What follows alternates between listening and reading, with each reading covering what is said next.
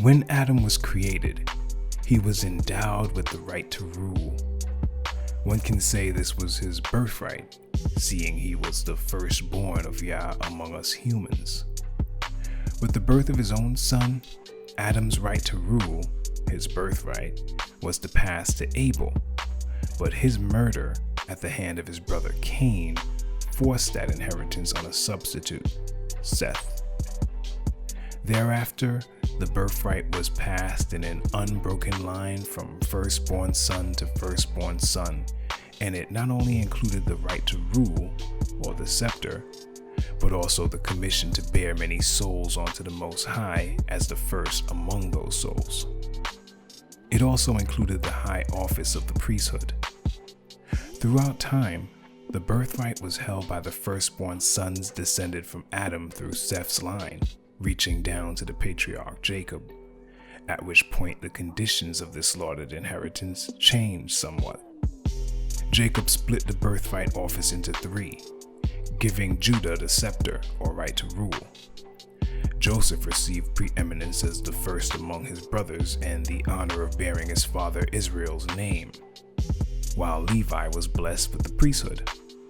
Now, since the time of Cain, men have envied the office of the firstborn, and with the arrival of Nimrod, that envy took deep root, spreading to the masses and resulting in a coordinated effort to wrest control of the world from its rightful ruler. Yah thwarted that determined attempt, of course, along with each successive one down through the ages. But these repeated failed attempts have not dissuaded the descendants of these evil men with their malevolent machinations from having another go at world domination, sans the right to rule. In his great wisdom, Yah has kept the three offices of the birthright going, seeing they have to be active when Yeshua returns to take possession of them and unify them in his person. You see, each nation that held dominion over Israel, Judah, or Levi was in effect allowed to strip those tribes of their offices and act as proxies as part of their punishment for rebelling against the Most High. We even have the account where Nebuchadnezzar, who was used by Yah to bring judgment against Judah, is called my servant by Yah in Jeremiah 25 verse 9. Dominion eventually passed to Rome, which soon fell and re-emerged as a papal counterpart. Since pagan Rome had dominion over Judah and Levi, a right given by Yah, papal Rome inherited the rights of those tribes once it re-established itself as a world power. And papal Rome, unlike prior nations that held sway over Levi, decided to openly perform the rites of that office, albeit in a corrupt form, hence the many priestly rituals that mimic the temple service. Throughout time, world powers have continued to wage relentless wars for world dominance, and though a handful of nations were allowed to wield the birthright for a time, none were ever allowed to do so in the fullness of truth, with the full weight of that office completely in their grasp. In other words, no nation throughout time has ever held full worldwide dominance. Not Babylon, despite the language in Daniel 2 verse 38 that seems to hint at this. Not Rome, despite the language in Luke 2 verse 1 that seems to contradict that fact. And not even Britain, upon whose empire, it is said, the sun never set. That is why all of those nations were eventually overthrown by rivals who had amassed enough power to truly contend and usurp them.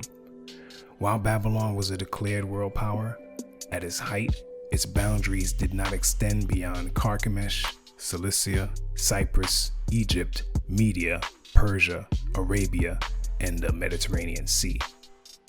The same is true of the Roman period of dominance. Parthia, Germania, Caledonia, modern-day Scotland, and Persia were never fully subjected to Rome. And Britain failed to pull Mongolia, the Ivory Coast, Bolivia, Sweden, and a few other countries within their massive empire. You see, when it comes to world dominance, it is impossible for any nation to fully step into the office of world ruler, since that right will forever reside with the nation upon which Yah has placed his name. And that nation is Israel, true Israel, comprised of actual descendants of Jacob's 12 sons and those joined to them in the worship of Yah. Prophecies concerning this have already been spoken long ago, creating an algorithm that cannot be overridden. Prophecies like those written in Daniel 2 verse 44, Zechariah 9 verses 9 to 10, and Isaiah 60, among others.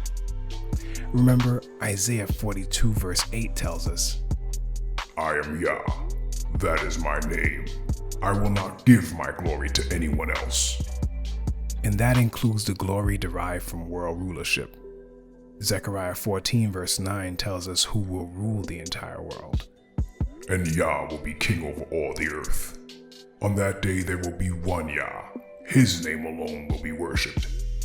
This glory is promised to no other individual or nation from Genesis to Revelation. But despite this, many have been led to believe that a one-world government led by some evil dictator will eventually emerge. Others believe that one powerful nation will eventually take control of all others and force a new economy and a single set of laws that will govern the world, with no sovereign nation states left to rule independent of a worldwide central government. But the truth is, these very things people fear are promised only to Yah and Israel. And the elements of the New World Order many are anticipating will only be fulfilled in Yah's kingdom. The clues are all there. We've already listed Daniel 2 verse 44 in this video, but citing that verse we are told, During the reigns of those kings, the Elohim of heaven will set up a kingdom that will never be destroyed or conquered.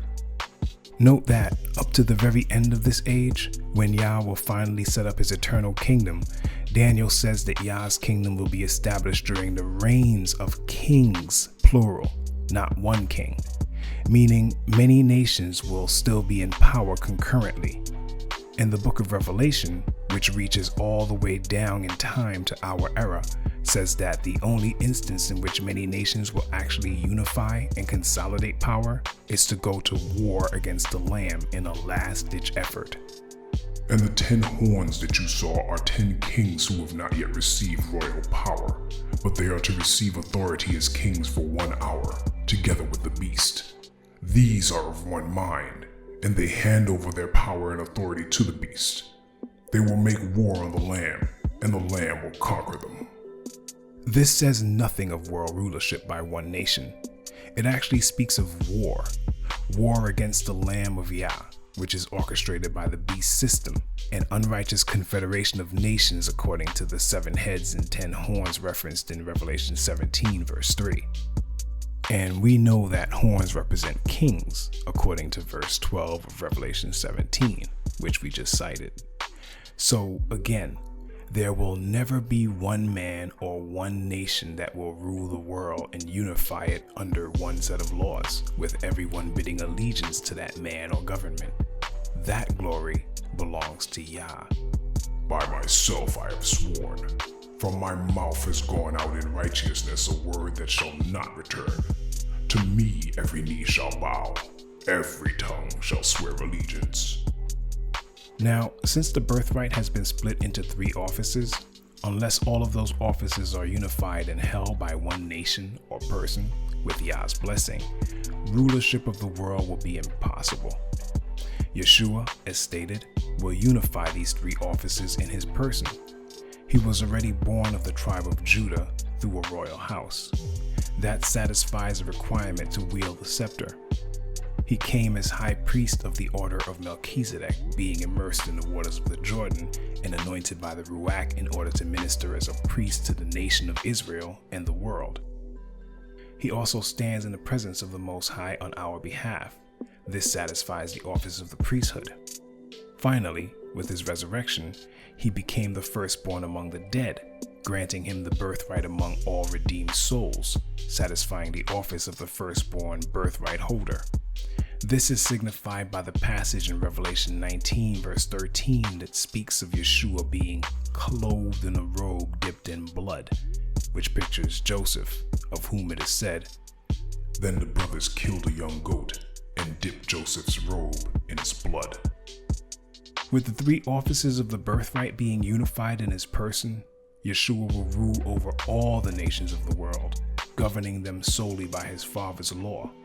And he shall rule the nations, we are told, with a rod of iron, according to Revelation 19, verse 15. But for all eternity, Yeshua will claim only one nation as his own, and that nation will become a world empire. Luke 1 tells us, He will be great, and he will be called the Son of the Most High. And Yah Elohim will give to him the throne of his father David, and he will reign over the house of Jacob forever, and of his kingdom there will be no end. This is the same kingdom Daniel 2 verse 44 is referring to, the one we should be prepping for.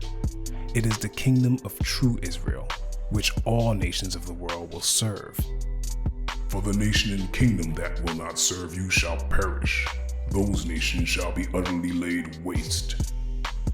That said, nations, as well as individual rulers, will continue to strive for world domination, plotting and scheming and threatening to bring about one form of world government or another. But they will ultimately fail to achieve this end. That glory belongs to Yah alone, and the nation he chooses to honor, true Israel.